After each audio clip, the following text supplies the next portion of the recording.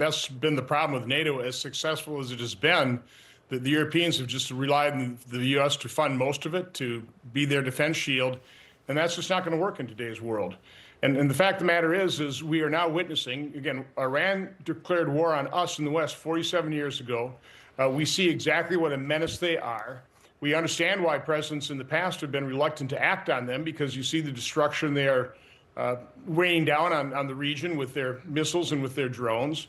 But at some point in time, we had to act before we no longer could act.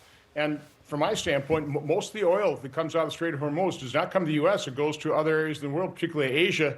Those countries ought to recognize that we need to end the Iranian menace once and for all. Senator, a recent Wall Street Journal opinion piece argues that coverage from outlets like perhaps the New York Times does tend to paint a negative picture of what's going on in Iran, despite claims from the president, from Secretary Hegseth, that the U.S. has destroyed the Iranian regime, that they're making the world overall safer. What do you make of media outlets like this, just seemingly to report negativity about this war over and over again? Well, that's again, the radical left, the liberal legacy in corporate media.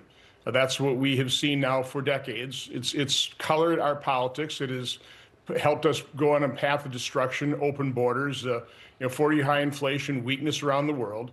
Again, it's noteworthy when the press primarily focuses on the tragedy of the school children being killed in this war. And they barely mention the fact that Iran themselves killed 30 to 40,000 of its own citizens in the peaceful protests. So, no, the media is highly biased. It's impacting right now, for example, the shutdown in DHS. If it were Republicans shutting down DHS, we would be vilified by the media. There'd be so much pressure, we would have for sure caved by now. There's no pressure on Democrats whatsoever. I heard a report, people interviewing people in line at these TSA lines. They're not even aware of the fact that Democrats shut down DHS. They have no idea who to blame. They need to blame the Democrats, but the legacy media will never do so. Yeah, on that note, Senator, just a few minutes ago, maybe about 10 minutes ago, we had the chief of staff of TSA on our program, and he said if this continues, we might have to consider shutting down an airport because we don't have enough security to make it safe. I mean, what does that tell you about what Democrats are doing right now? Again, what Democrats are doing is unconscionable.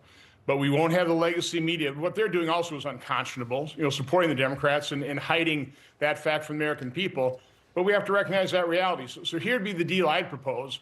Go ahead and accept the Democrats' offer to fund the rest of DHS. We already funded ICE and CBP through the reconciliation bill. But I would add the Shutdown Fairness Act to that measure so that this never happens again. Actually, what I would add is the Eliminate Shutdowns Act, so you never have to worry about shutting down agencies again.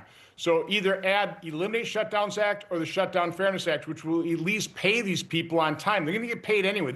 How absurd this is. They will be paid when this shutdown ends. Why not pay them on time? But again, Democrats oppose both those measures. The better one would be Eliminate Shutdown Acts. We could eliminate shutdowns for all time, easy, simple bill. But short of that, the Shutdown Fairness Act, add that to funding the rest of DHS, and then we'll have to figure out how you fund long-term DHS and ICE in the next appropriation cycle. You've also mentioned that you would support, putting votes like this on record, putting Democrats on record. How do you think that this would help to prevent future shutdowns like the one we're seeing? Because TSA agents, will get paid later on, but many families can't afford to wait for that paycheck. A lot of Americans live paycheck to paycheck.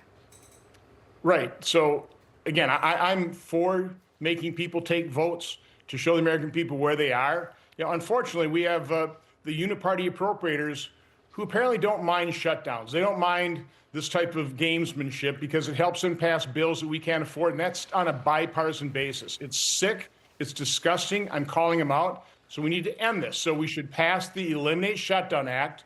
Short of that, we should pass the Shutdown Fairness Act. It makes common sense. The American people would support it. We wouldn't have to suffer through the dysfunction time and time again. I've been here 15 years. We should have passed 180 bills funding the government on time before the start of the fiscal year's funding. We've passed 6. That's a 96.7% failure rate. Something's got to change. We need change. We need a real paradigm shift. Eliminate Shutdowns Act or the Shutdown Fairness Act would be that kind of paradigm shift. Information. Truth. is freedom. Is Newsmax. It's real news for real people.